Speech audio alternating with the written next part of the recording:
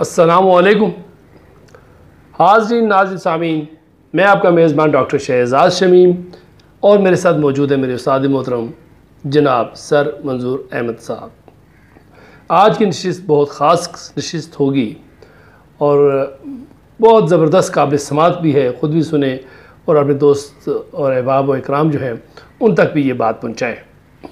आज का मौजू है कि हमारे जो हुक्मरान हैं, जबकि पूरे पाकिस्तान में बल्कि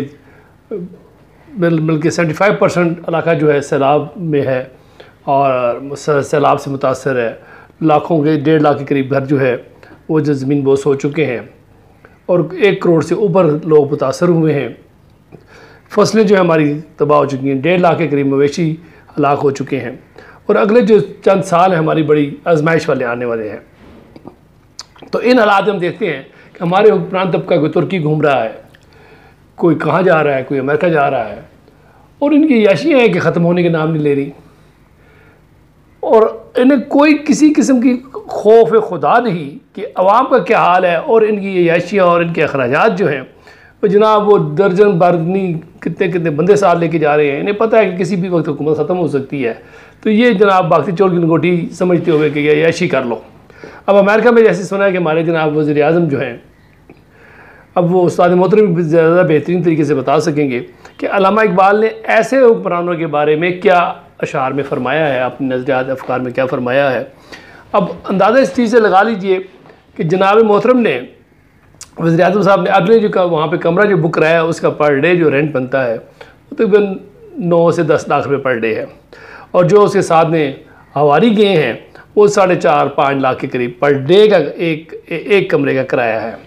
और यही आलम उनके हमारे जो वज़ीर आज़म के वज़ीर ख़ारजा साथ गए हैं बराबर भुट्टो, उन्होंने अपनी टीम के साथ भी इसी के कीमतों के कमरे वहाँ बुक किए हैं। और ये उन लोगों का हाल है जो कह रहे हैं कि beggars are not, we are beggars and beggars are not chooser. और भीख मांगने गए हैं, भीख मांग रहे हैं मुल्कों से, लोग भीख तक नहीं दे रहे कि ख़ुद जो है जो भीख लेने वाले हैं वो जनाब 7 स्टार होटल्स में स्टे कर रहे हैं और जिनसे भीख ले रहे हैं और जो भीख इनको दे रहे हैं वो बेचारे 3 स्टार होटल में भी स्टे नहीं करते, बचत इतनी करते हैं।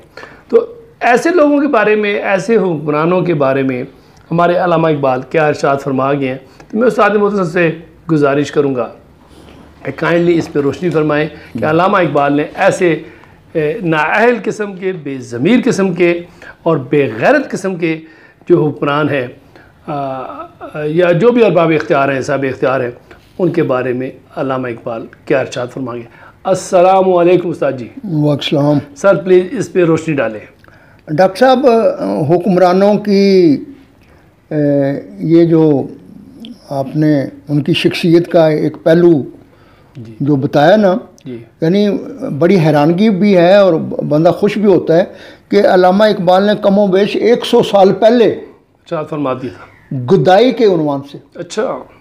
उनकी एक बुक है बाले जिब्राइल और उसमें ये उन्वान है गुदाई। ये क्या है? बकारी। अच्छा। जी। तो बहुत जो है ना, यानी वो ये समझने में मदद मिलती है।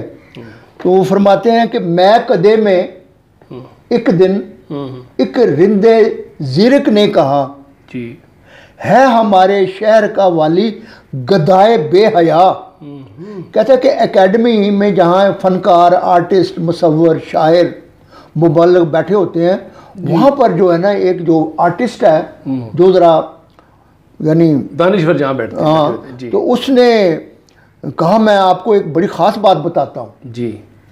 कहता है कि हमारा हुक्मरान जो है वो बेगैरत भी है और बकारी भी है। और लगता है 100 साल पहले फरमा के आज भी वही हालात है। यानी जो सिस्टम है, जो निज़ाम है ये जमहूरियत का, और उसमें जो यानी देखो कितना इकबाल अल्लाह रहमान है कि यानी खूबसूरती थे और इतनी बड़ी बात। बिल्कुल बिल्कुल, बेनाई कहते हैं ना। हाँ। ये बेनाई कहलाती है। हाँ। ना, बिल्कुल 100 साल पहले साथ फरमा दिया। मैं कदे में एक दिन एक रिंदे ज़ीरक ने कहा है हमारे शहर का वाली। डॉक्टर साहब देखो जो लफ्ज़ चुने, है हमारे शहर का वाली गदाए बेहया। सर मैं चाह रहा हूँ कि मेरे ख्याल में अगर उन्हें चाहिए था इसका अनुमान रखते अल्लामा इकबाल और शहबाज शरीफ। उस दौर में भी ये होंगे ना लोग, इस किस्म के लोग थे ना, ये बिल्कुल। हाँ, उनके बारे में कहा उन्होंने जी। और अभी ऐन उस तरह बैठती है इरशाद। और ये जो यानी शख्सियत की ये जो डायमेंशन है जिसके आज हमारे हुक्मरान इजहार कर रहे हैं, आपने इब्तिदा में कहा, कहते ताज पहनाया है किसकी बेकुलाही ने इसे जी, कि इसके सर पर जो ये वजीर आज़म और ये जो बड़ा ये अपना एजाज समझता है, कहता किसने पहनाया इसे, यानी हजारों लोगों ने उनके सर नंगे हैं। बिल्कुल। ताज पहनाया है किसकी बेकुला, कहते हैं टोपी को। आज के पाकिस्तान के लाखों करोड़ों चौकीदारों ने पहनाया, और कौन है वो? ताज पहनाया है किसकी बेकुलाही ने इसे, किसकी उरियानी ने बख्शी है इसे रंगी कबा। और कहता है ये जो लाखों रुपए करोड़ों रुपए का जो इसने सूट पहना हुआ है, इसके पीछे लाखों लोग हैं जो नंगे हैं, खुद नंगे हैं, और इसको उन्होंने बिल्कुल इसके आबे लाला गूं की खूने दहका से कशीद जी। और इसकी जो अयाशी है, आबे लाला गूं कहते हैं सुर्ख अंगूर की शराब जी। यानी इसका मतलब है कि इसकी जो ये इक़्तिदार है, इसकी जो ये रहन सहन है, ये जो भी है, इसके पीछे जो है ना वो मज़ारा जो है, जो यानी वो मेहनत करता है, कहता है उसकी खून जिस टैक्सों से ये पल रहा है, जिस टैक्सों पे ये याशी कर रहा है, हाँ, और वो खुद बगैर कपड़ों के बगैर खाने के है, मगर इसको पाल रहा है। इसके आबे लाला गूं की खूने दहका से कशीद, तेरे मेरे खेत की मट्टी है इसकी कीमिया। सही, बिल्कुल सही। कि ये बगैरत और बकारी हुक्मरान जो है जी, जो आज बाहर की दुनिया में जाके और इसका यानी हर यानी बूट से लेके सिर तक सारी चीजें जो है वो गरीबों ने मेहनत कशों ने एक एक पैसा जमा करके इसको दिया। और उस पे डॉक्टर साहब क्या यानी बेदारी और अवेयरनेस के लिए मैं कहता हूँ आज के दौर में इकबाल लाजम है। इस वजह से ये हमारे हुक्मरान और ये सियासी पार्टियां और ये हमारे फिरका वारियत वाले इससे एलर्जी सामने नहीं करते इनको, इसीलिए। और हम ये कोशिश कर रहे हैं, और आप ये कोशिश कर रहे हैं कि ये इन चीज़ों को इन पे अयां करें, खोल के बयान करें। और डॉक्टर साहब मुझे देखो आज के दौर में यानी इस किस्म का यानी जो शायरी जो है, मैं कहता हूँ इकबाल के अलावा अल्लामा इकबाल आज तक किसी जरूरत की है, उनके बगैर किसी जरूरत की है आज तक। और ये आप जरूरत कर रहे हैं कि आज आपकी वजह से माशाल्लाह ऐसी चीज़ें, ऐसी नज़में अल्लामा इकबाल की हमारे सामने आ रही हैं जी। इसके आबे लाला गूं की खूने दहका जी जी, कि ये किसान जो दिन रात मेहनत करता है जी हैं, और उसके नतीजे में ये जो गंदम है, चावल है, चीनी है, कपास है, गर्जे की जितनी भी जो है वो एग्रेरियन जो है ना उस पर जनाब ना ये मालिक बैठा हुआ है। बिल्कुल कंटूटे जी हाँ। इसके नेमत खाने की हर चीज़ है मांगी हुई। बिल्कुल बिल्कुल। कि ये हमारा जो वडेरा है, ये हमारा जो वो चौधरी है, ये हमारा खान है, हाँ, ये जो हमारे नवाब हैं जी जी, हाँ, जी। इसके नेमत खान यानी इनके जो बड़े बड़े डेरे हैं जी जी, इनके जो हुजरे हैं, इसके नेमत खाने की हर चीज है मांगी हुई। बिल्कुल बिल्कुल ऐसे। देने वाला कौन है? मर्द गरीब व बेनवा। उसके पीछे वो लाखों करोड़ों लोगों की वो कमाई है, उनकी जानें लगी हुई हैं। बिल्कुल। इसके नेमत खाने की हर चीज है मांगी हुई। देने वाला कौन है? मर्द गरीब व बेनवा। और आखिर में वो फाइनल में कहते हैं मांगने वाला गधा है, सदका मांगे या खराज। डॉक्टर साहब खराज कहते हैं टैक्स को। बिल्कुल। आज मैं कहता हूँ आज के दौर में ये हम 25 करोड़ लोग जो हैं, ठीक है, एक तनख्वाहदार तबके से उसकी तनख्वाह से ज़बरदस्ती काटनी जाती है। बिल्कुल। डॉक्टर साहब आप जो चीज़ भी इस्तेमाल करते हैं, यानी पाँव के चप्पल से लेके मतलब आटा, चीनी, चावल, कपड़े, हर चीज़ में जो है ना, यानी डायरेक्ट और इनडायरेक्ट टैक्स हम देते हैं। बिल्कुल। बल्कि ये वो चंदा है जिसके ऊपर ये पलते हैं। जी। कहते हैं कितनी कहते हैं मांगने वाला कितनी साइंटिफिक आज के दौर में। मैं कहता हूँ आज के दौर में ये मौजूदा निज़ाम को समझने के लिए ये चंद अशार इकबाल के, मांगने वाला गधा है, सदका मांगे या खराज, कोई माने या ना माने, मीरो सुल्तान सब गधा। सब गधा।